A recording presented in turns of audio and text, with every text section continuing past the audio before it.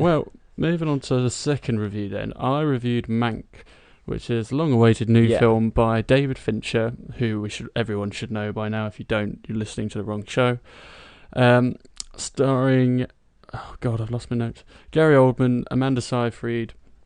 I never know how to say her name. Seyfried? Seafried, I think it is. And noticeably But Charles. also, we can trust you to pronounce things incorrectly anyway. And I probably do the same, but I'm just a lot more confident when I do it. Yeah, I'm sure it's probably more insulting if I get it right at this point. And Yeah. noticeably Charles Dance. But it's a long cast, this, but those are the ones that really stuck out for me. And it's based on the real-life story of Herman Mankiewicz, known affectionately as Mank in the film, and how he wrote Orson Welles' Citizen Kane, which is regarded as the best film ever made. And sort of the Well, yes, it's a fantastic film, isn't it? You haven't seen it yet, have you? And that's exactly why I didn't want to watch Mank yet, because I need to watch Citizen Kane first. Yeah, true. It would have been a bit of a double header for you. Yeah. And obviously it's set in the 30s, and sort of a lot of politics are playing on in the background, and sort of things that were affecting Hollywood at the time.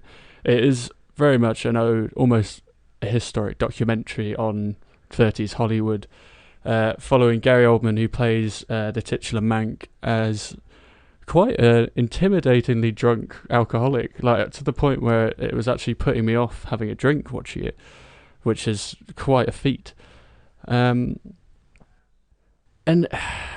well, I'll tell you something. Notably, it was written by David Fincher's dad, Jack Fincher, and originally it was they wanted to release it after he made The Game, which I think was in the late 90s. Okay. And the production companies just, for some reason, even though he'd made Seven and The Game, and he was quickly becoming a household name, they wouldn't give him the money to do it. And then sadly, Jack Fincher, David's dad, died in 2003, and now it's finally been made. So I always find it nice when there's a bit of a connection going on in the back room. But, I mean, I'll start with the positives. The acting's really good. Like, there's going to be a lot of Oscar nominations if the Oscars happen. I can't even keep track of what's going on with them. But Gary Oldman's great. Yeah. Amanda Seyfried's great. Charles Dance, I actually think steals the show.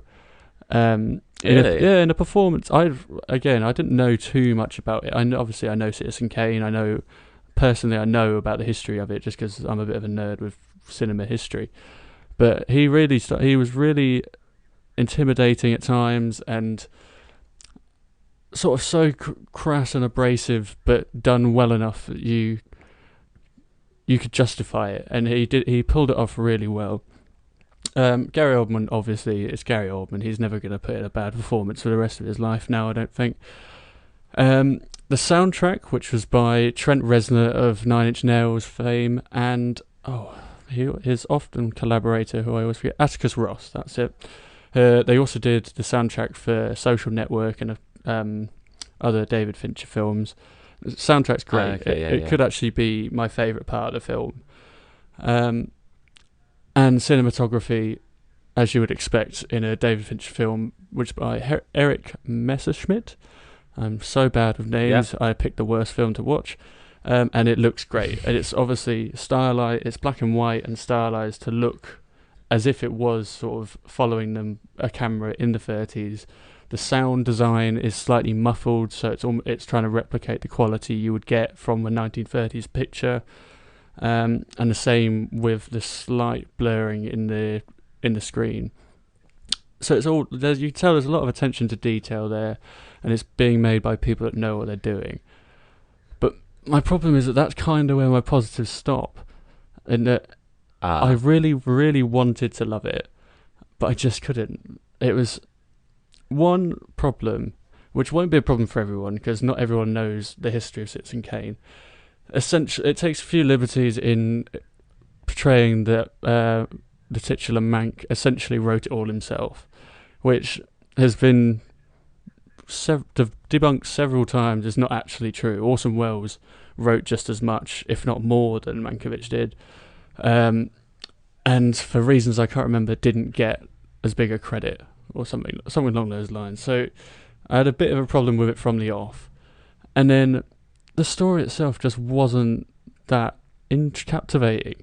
It was almost like a hangout movie at times, where it was sort of like just going from A to B and sort of expressing characters, but nothing really grabbing your attention. I was never, and not at one point was I that invested where I could say I was captivated by it, which is a real fucking shame when you consider the talent involved.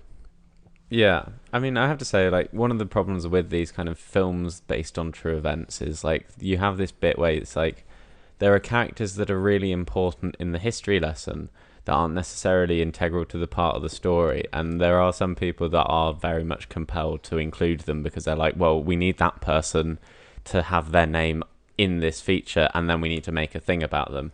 And then it can be like, well, they didn't do much, so if we include them, it's going to be a bit boring. Yeah, but we have to include them.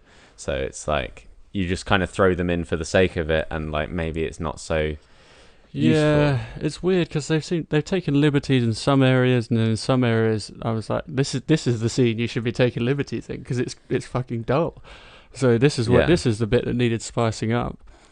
But and then it's gonna get a lot of award attention because it is a film about Hollywood, and as we saw with La La Land, I love La La Land, but it did not deserve as much award recognition as it got.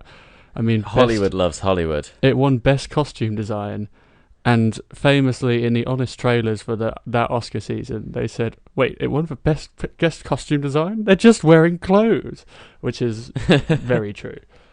So it's gonna do well. People talk about it partly because it's Gary Oldman, partly because it's David Fincher, and partly because it's about Hollywood. But I just couldn't get into it. I really wanted to, and I just never hooked me in. If you're into your history of cinema, it might annoy you, or you might benefit from watching it. Who knows? But personally, I don't think I'll ever watch it again. Put it that way.